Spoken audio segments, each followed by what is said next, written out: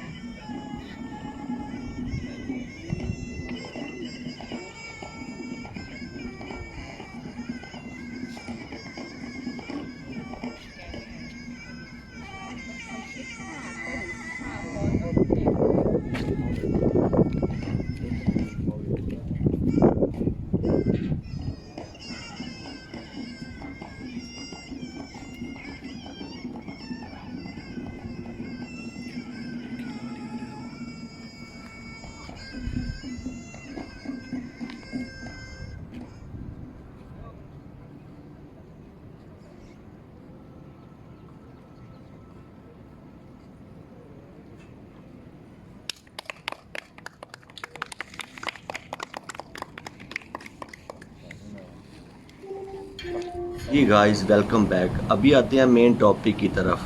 कुछ दोस्तों के क्वेश्चन थे कि हम कंपनी कैसे ओपन कर सकते हैं और बिज़नेस कैसे स्टार्ट कर सकते हैं थाईलैंड में, और प्रॉपर्टी वगैरह हम कैसे बाय कर सकते हैं, जैसे कॉन्डोमिनियम हो गया और घर वगैरह हम थाईलैंड में कैसे बाय कर सकते हैं। कंपनी ओपन करने के लिए सबसे पहले तो आपको चाहिए एक इमिग्रेशन लॉयर। एक अच्छी सी लॉयर आपको सबसे पहले ढूंढनी पड़ेगी, और उसके कंपनी रजिस्टर करने के लिए आपको चाहिए सबसे पहले एक ऑफिस, एक एड्रेस, जिस एड्रेस पे आप कंपनी रजिस्टर कर सकते हो, और उस कंपनी की बेस पे आप अपना टूरिस्ट वीज़े को वर्क वीज़े में कन्वर्ट करवा सकते हो। और बाद में वीज़ा चेंज करवाने के बाद आप जो भी कारोबार करना चाहते हैं, चाहे रेस्टोरेंट ओपन करना चाहते हैं, टूर ट्रैवल का काम करना चाहते हैं, इंपोर्ट एक्सपोर्ट का करना चाहते हैं, तो आप उस कंपनी की बेस पे उस काम का लाइसेंस लेके और आप अपना एक काम अपना सेटअप स्टार्ट कर सकते हैं। और आप एक कंपनी पे दो दो या 3 लाइसेंस भी ले सकते हैं। जैसे आप रेस्टोरेंट वगैरह चला रहे हैं तो आप उसी कंपनी पे टूर ट्रैवल का लाइसेंस भी ले सकते हैं और एक कंपनी पे 2 काम चला सकते हैं। और उसके बाद आते हैं, अभी कुछ दोस्तों के क्वेश्चन थे कि जी वो थाईलैंड में एक प्रॉपर्टी बाय करना चाहते हैं, कुछ कंडोमिनियम बाय करना चाहते हैं या कुछ घर बाय करना चाहते हैं। तो थाईलैंड में आप थाई रूल है कि आप फॉरेनर नेम पे आप कुछ प्रॉपर्टी वगैरह बाय नहीं कर सकते, कोई कंडोमिनियम या कुछ भी बाय नहीं कर सकते। उसके लिए एक थोड़ा सा प्रोसीजर है, उसके लिए भी आपको कंपनी एक ओपन करने उसके लिए भी आपको एक कंपनी रजिस्टर करवानी पड़ेगी। लेकिन ये कंपनी जो कंडोमिनियम या घर के लिए कंपनी होती है ये अलहदा होती है, ये और किस्म की होती है, और जो बिज़नेस के लिए कंपनी होती है वो एक अलहदा कैटेगरी की होती है। और आप जो भी घर वगैरह बाय कर रहे हैं या कंडोमिनियम बाय कर रहे हैं तो आपका घर या कंडोमिनियम होगा कंपनी के नेम पे और आप कंपनी होगी आपके नेम पे, यानी कंपनी की साइन पावर होगी आपके पास, और घर या प्रॉपर्टी जो भी आप बाय कर रहे हो वो होगी कंपनी की नेम पे। सिर्फ इसी केस में आप सिर्फ इसी प्रोसीजर में आप थाईलैंड में कुछ बाय कर सकते हो, प्रॉपर्टी वगैरह बाय कर सकते हो। और अदरवाइज़ आप फॉरेनर के डायरेक्ट नेम पे आप कुछ भी बाय नहीं कर सकते, कुछ प्रॉपर्टी वगैरह बाय नहीं कर सकते। हाँ, गाड़ी वगैरह आप अपने नेम पे ले सकते हो, इधर गाड़ी वगैरह बाइक वगैरह जो भी आप लेना चाहते हो वो डायरेक्ट अपने नेम पे ले सकते हो, लेकिन प्रॉपर्टी वगैरह सिर्फ आप कंपनी के थ्रू ही आप बाय कर सकते हो। और इस कंपनी का थोड़ा सा सीन अलग होता है, ये आपको साल में सिर्फ एक बार टैक्सेस का पे करना पड़ता है। अगर 2 मिलियन की कंपनी है, 4 मिलियन की कंपनी है, 4 से 5,000 बाट होता है। और जो बिज़नेस की कंपनी होती है उसका अलहदा सीन है, उसका आपको मंथली टैक्स वगैरह पे करना पड़ता है। ये थोड़ा सा ये सीन चलता है। और आपको थोड़ा सा उसका मंथली टैक्स आपको पे करना पड़ता है, जितने वीज़े हैं उसी वीज़े के हिसाब से, जितने वीज़े आपने इशू करवाए हैं तो उस हिसाब से ये थोड़ा सा ये सीन होता है। ये दोनों कंपनियों में ये डिफरेंट है। जो कंडोमिनियम की कंपनी अलग होता है उस पर आप वर्क परमिट नहीं ले सकते। जो बिज़नेस की कंपनी है उस पर आप वर्क परमिट ले सकते हो, वीज़ा अपना कन्वर्ट करवा सकते हो, अपना काम कर सकते हो, बिज़नेस कर सकते हो। उन्हीं की बेस पे अगर आप आगे मूव करना चाहते हो, किसी और कंट्री का वीज़ा अप्लाई करना चाहते हो, शेंजन वीज़ा या कोई भी किसी भी कंट्री का, यूरोपियन या शेंजन या ऑस्ट्रेलिया, जहाँ का भी वीज़ा अप्लाई करना चाहते हो तो आप कंपनी के डॉक्यूमेंट के साथ वीज़ा अप्लाई कर सकते हो। और इस केस में आपको बहुत ही ईज़िली वीज़ा अवेलेबल हो जाता है, बहुत ही ईज़िली वीज़ा एम्बेसी इशू कर देती है। और लेकिन जो कंडोमिनियम या प्रॉपर्टी के लिए कंपनी होती है उस पर आप सिर्फ प्रॉपर्टी ही बाय कर सकते हो।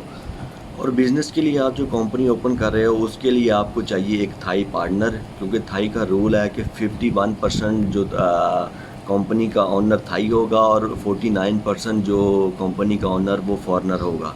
अगर आपके पास थाई पार्टनर है तो आप उसके साथ कंपनी रजिस्टर कर सकते हो। अगर थाई पार्टनर नहीं भी है तो लॉयर आपको एक थाई नेम अरेंज कर देती है और उसकी साइन वगैरह वो पहले ही करवा लेती है कि वो उसकी सिर्फ फर्जी नाम ही उसका होगा इस कंपनी में, और इन फ्यूचर वो आपके साथ कुछ ऐसा कुछ बुरा नहीं कर सकती। वो सिर्फ फर्जी नाम ही होता है, फर्जी नाम के तौर पे वो लॉयर अरेंज कर देते हैं बंदे के कंपनी रजिस्टर करने के लिए।